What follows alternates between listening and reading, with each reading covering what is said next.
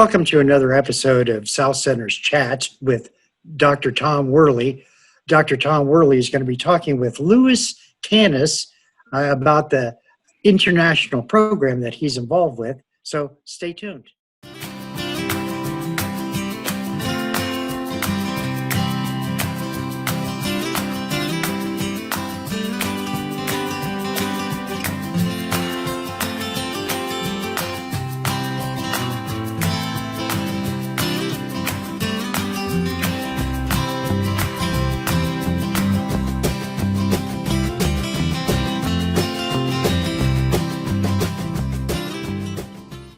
Hey, welcome to another episode of South Centers Chat.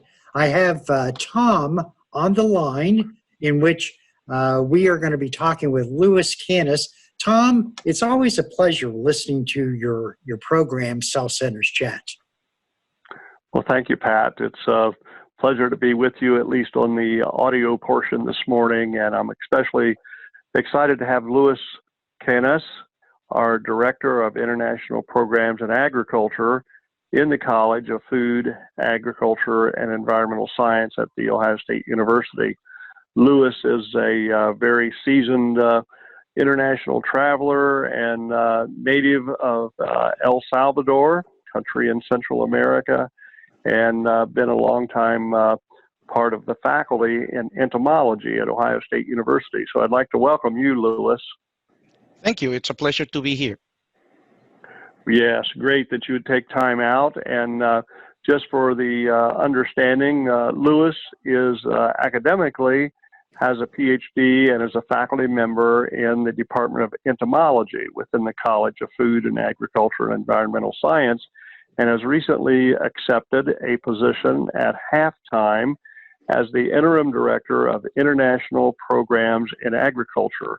And Louis's background and experience is especially suited for this role, and he has really made a great start in his responsibilities and coordinating with the various international activities that our college is involved with in many countries around the world. So Louis has agreed to share an overview of that activity, and I think we'll be sharing some slides that he has prepared in an outline form. And so, Louis, I want you to build upon the little bit of introduction I gave, if you're a couple things there that you want to add, but then feel free to jump right into the things that you wanted to outline as we listen in, and we can comment along the way at appropriate. That will be fine.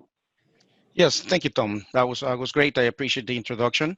And you're correct. I have quite a bit of time with Ohio State. I've enjoyed my time here. But I also, before I came to Ohio State, I also had a history with the Midwest.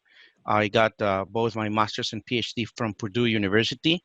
And of course, at that time, then we already knew about how good Ohio State was. Of course, we always had to deal with the football team, which was also always great. So yeah, so that was my introduction to Ohio State even before I came to work here. So today I will have well, you're very familiar with that culture then every fall of the year. Yes, very much. Oh, so. Yes. One tidbit of international knowledge that I always share with both with any international students is I always tell them, look, you come to Ohio State, you need to understand about football. So I have even an introductory presentation about the football so that they can enjoy it. So it's quite nice. Mm-hmm. So let me share some of my slides now. Mm-hmm. Please. So so today we'll have the pleasure of introducing a little bit of what we do in the Office of International Programs, which I now have the pleasure of leading. And I would say this is not a job that I do alone. You will see later that there are many faculty, many groups. One of them, the South Centers, is especially strong in international relationships and in connections all over the world. And you will see that obviously enhances the job that we do here in Ohio. First, a little bit about our mission. Of course, our mission is to support the globalization efforts of our college by engaging Ohio State faculty and students in international research, outreach, and learning. Of course, one of our goals as well is that this serves us to connect with our stakeholders here in Ohio. And we're pretty proud that we connect with many industry folks, many farmers, many growers that connect with us, some of our international students, but also some of them have had the chance to travel abroad and connect further with our international groups. There are a few things that we do here, some that I'm including.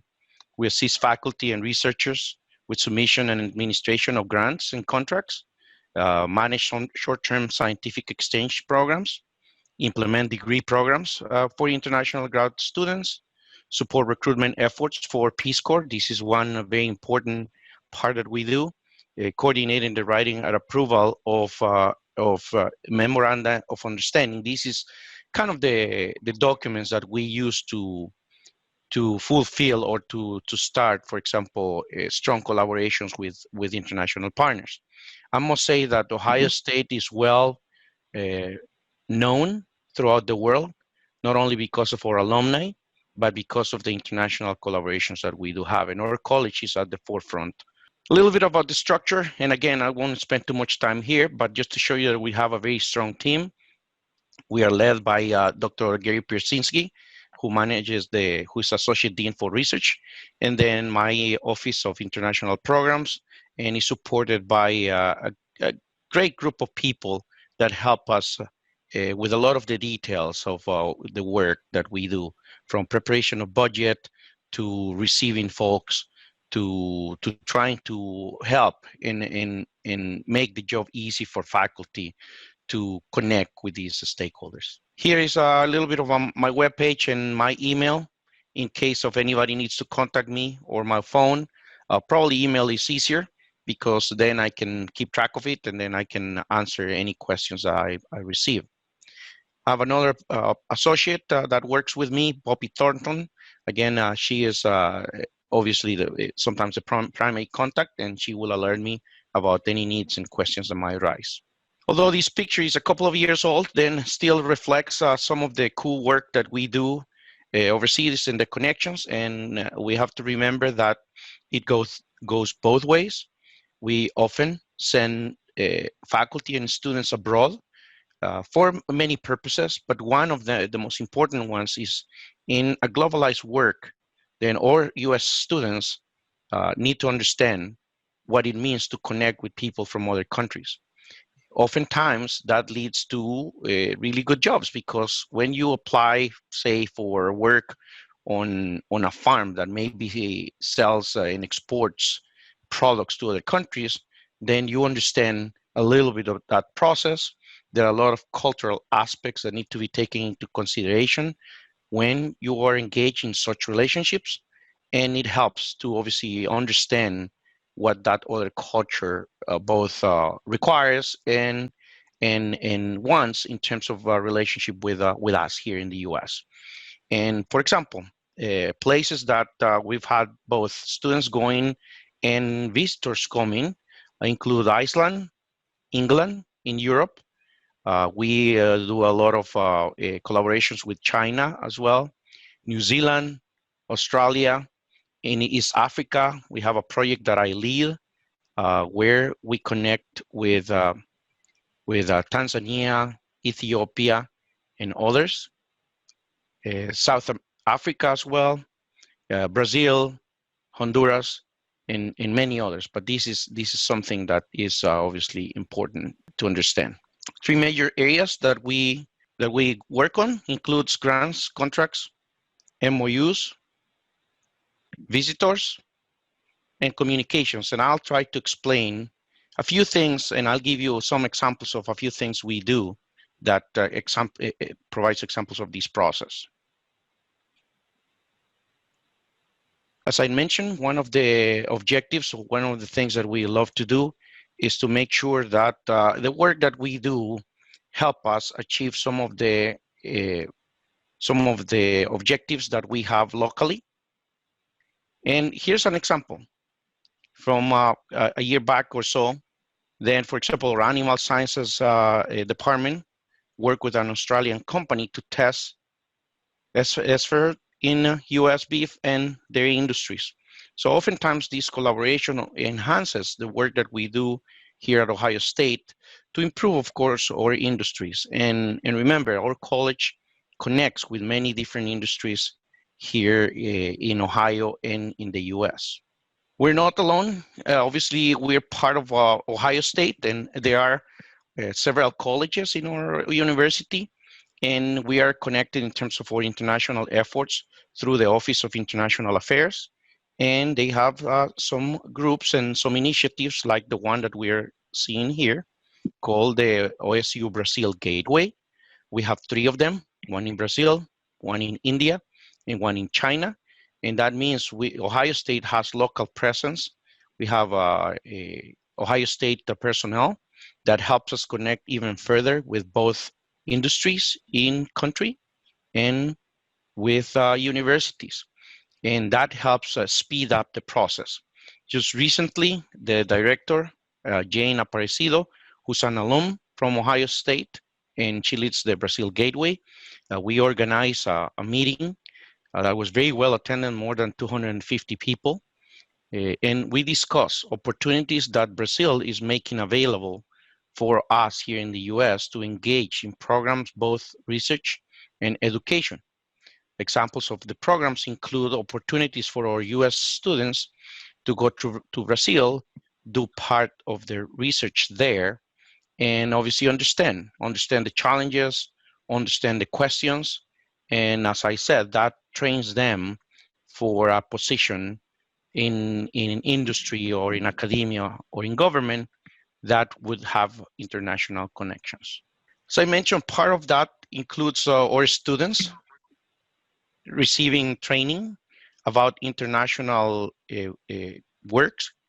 And here is a highlight. One of our students, Taylor Class, she did part of her research abroad. She was one of the first students who graduated with the CFAS Global Option designation in her diploma. And she engaged, she did some work away, and she understood by going abroad, doing part of her research, understanding a little bit of the culture abroad, and also the challenges that there is to do international work. Obviously nowadays, some of that work has slowed down because of the pandemic, but we expect that this will return in one form or another because the needs are still there, and the US also obviously engages throughout the world with many different countries. Another key opportunity is the USDA Porlock International Agricultural Science and Technology Fellowship Program. In this case, then we bring fellows from different countries so that they are trained using our techniques, and they also help us answer research questions that advance our knowledge so that we can recommend things that we've improved to our growers here in Ohio and in the US. Examples have included, for example, Cristina Chinchilla from the University of Costa Rica, that was doing work in soil sciences here at Ohio State. Somaguda Patil, an agronomist based at Rabat, working at the International Center for Agricultural Research in the dry areas in Morocco. Miriam Lorena Izara, Junior Assistant Researcher at the International Potato Center in Lima, Peru. So you see that there are multiple areas of the work of the world where we engage with these folks. They of course come here, they get training, and when they go back, they maintain that connection with Ohio State. At the same time, when they do the research here, then they answer questions that pertain to our local agriculture. And that way we believe that we enhance both their training, we enhance our research programs, and of course, many of them interact with our own US-based students and creates that network that is so very important for us to answer global questions. Another element that is important is the Peace Corps. Of course, many of you know what the Peace Corps is, but here's where we get volunteers, and they go to multiple countries throughout the world, and they engage culturally and live there in the villages, in the places where the folks are, and they truly, many of them obviously learn, they have already learned the local language, and they create long-lasting friendships and part of the network. I must say that a lot of the officers for example, in embassies throughout the world, serving as attachés in different parts of the world, many of them have started their international work as Peace Corps volunteers. Ohio State has always been strong in terms of the number of volunteers that come from Ohio State. This is a picture from 2018, where we were number 6 in the nation in terms of number of volunteers, and that hasn't changed. We've been at the top 6, top 5 for the last 3 years. And again, here on these pictures, then we showcase some of the areas of the world where these volunteers have gone to. And again, we're very proud that we can connect both our U.S. Volunteers in this effort. Louis, just a little question there about the Peace Corps, if you wouldn't mind. These are students that generally go for several months or a year when they volunteer for the Peace Corps? That is correct. They are students that they volunteer usually for a year, and they go abroad, and they basically live in their areas. They interact a lot with the people in those areas. It's a great, every time that we talk to volunteers where they return, they had such better understanding of the challenges that some of these folks at these different countries have, but they also have a very, very deep appreciation to what we have here in the U.S. because obviously things are different, and then that's when you realize that many things sometimes that we mention here in the U.S. Oh, they don't move fast enough. Then you put that in perspective, and then you figure, well, actually they do move quite fast in here. So it helps. It helps with right. The other thing about Peace Corps, it is I don't know that it's exclusive, but it's primarily targeted at developing countries, if I'm not mistaken, Luis. That is correct. It's primarily the locations are in the developing world. And you can see, obviously, from the picture where a lot of the volunteers go. Right. Well, there's nothing like seeing other parts of the world, and especially, in places that are, trying to develop, and many questions always abound, but there's nothing like really engaging and living in a culture to come back with a deeper appreciation for the obstacles as well as the opportunities. And then, as you've already said, I would reiterate that as well, that it really makes you appreciate our native land here in the U.S. In terms of what so many times we take for granted, but we quickly learn how young our country really is compared to a lot of other places in the world, and a lot of the things that have taken place here by a process, and that we sometimes take for granted and don't really have as much appreciation for until we really experience other parts of the world. Correct. And many of them, of course, develop deep friendships with the people there. But some of the things that they also remember quite fondly is the food. The food is a big thing. Obviously, many different elements that we will not find here in the U.S. And yes, it's the way of living is another thing that our volunteers report. And all of them, of course, enhances their future programs. So I'll provide a few examples of some projects and some collaborations just to showcase what the importance is both for the developing nation and for us. This is a program that I lead in East Africa. We call it East Africa Vegetable IPM Innovations Lab. Right now, we're targeting the countries of Kenya and Tanzania, and we've had Ohio State has had a big history in that part of the world. We are a well-known university, And as such, because of our experience, then we are well positioned to get grants and get these projects when they are open. One of the key questions that we're answering, among others, obviously we're trying to improve the way they produce vegetables in that region of the world, which in this map will be in this area. Then one of the key questions has to do with a pest, an insect pest called Tuta absoluta. Basically, this is a major tomato leaf miner that originated in Peru.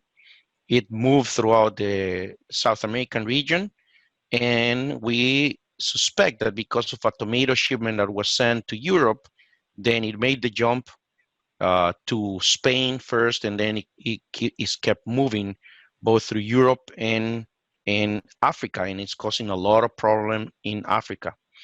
And I currently have a Kenyan student that is asking questions about how to best manage this pest. And of course, he's done his work there, and a little bit of a blow up of the map of Kenya and the regions of in Kenya that have been attacked by these pests. Now, the big question is, okay, so great. So we're helping them fight these pests. So what do we gain from this question? And one of the things that I wanted to point out is that the two biggest regions in the world that produce tomatoes that don't have these pests are China and the US. And of course, we're trying our best to make sure that these pests never enters the US, but also we're preparing for the worst. If that pest ever at any point enters the US, then we're prepared to respond, because we've learned a lot from it before it came in, and if it ever happens, then we will respond quickly to make sure that that doesn't threaten our tomato industry here in the US. So yeah, so it's true, we try to help others, but also at the same time, we're mindful that some of these questions would be helpful, not just because of the science of it, but also because of the practical applications that impact our country. Yes, very good, very good. Well, I think there's always an aspect of that in international work that, maybe the primary motivator is some issue or problem or that's being worked on that would help in the other country. But what we learn and bring back always is a broadening and has applicability and enlightenment for our own agriculture and our own development here in our own country, just understanding what the potential is with some of these pests and diseases and issues that arise in other parts of the world, that it kind of helps inform and makes us realize, what can potentially be a problem here. And that's a great example that you just gave with the tomato leaf miner. I think you called that insect. Correct. Yeah, very good. Correct, and it goes beyond that as well, as you pointed. For example, this is an example of a gentleman that when we trained him, he used to produce tomatoes, but after our training, then he realized that he could actually begin to sell healthy tomatoes and help other farmers this way, so he became an entrepreneur. And that's no different to what we try to do here in Ohio, where we try to find new ways of producing food, new ways of managing the crops that we produce, and then help or young entrepreneurs here to become better and to create new industries. Then another effort here, and this is a brief example of what we call a Memorandum of Understanding between Zamorano University, based in Honduras, and Ohio State. This is a university that is registered in the state of Delaware, so it's a U.S. university that happens to be based in Honduras, and we've had quite a few collaborations with them. And it goes, and for example, some of the current ones, these two people, one from Bolivia, her, and the gentleman from, I believe, from Ecuador. Then they are both PhD students in food science and technology here at Ohio State. And they are answering questions that are specific to our dairy industry and or processing of of our dairy, of our milk, of our in the like. And so they obviously answer questions that are very relevant to us. But at the same time, also, they are learning our culture, and they are also developing that network that will help them so much when they return to their own countries. So those are the kind of relationships that we foster when we have that happening. And in addition, when we go to the other countries, this is a picture with me and Dr. John Cardina from Horton Crop Sciences in Tanzania, again, doing some research on tomatoes. Some of the questions are relevant worldwide, and obviously connect us with both the people abroad, but also with our own tomato farmers here. Mm-hmm. A few last things that I'm going to mention is, for example, here is a collaborator from Zamorano University, Rogelio Travanino, who manages Zamorano University Biological Control Program, and Dr. Mark Ervo with me, visiting him there. The idea is at some point, then we will be sending some of our students from Ohio State there so they can do a portion of the research abroad. And again, that I believe not only fosters international collaborations, it helps us obviously publish our research, but also it helps our researcher, our own US researchers, to really develop this network of collaborators and answer broader questions that have worldwide impact. So I think those few examples provide a little bit of the breadth of the international work that we do. Mm-hmm.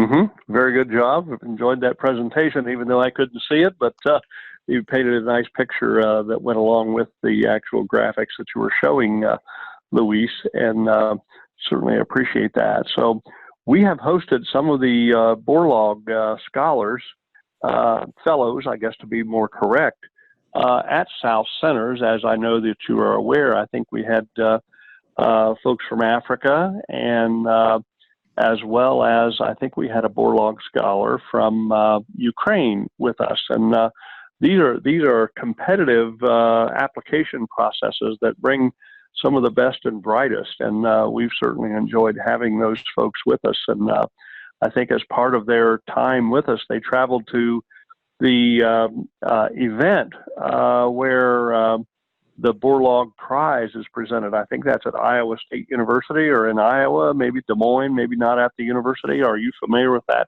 Correct. That is in Iowa, and yes, it's a big event that hosts people from different parts of the world. And you're correct. The South Centers are being important in receiving these fellows.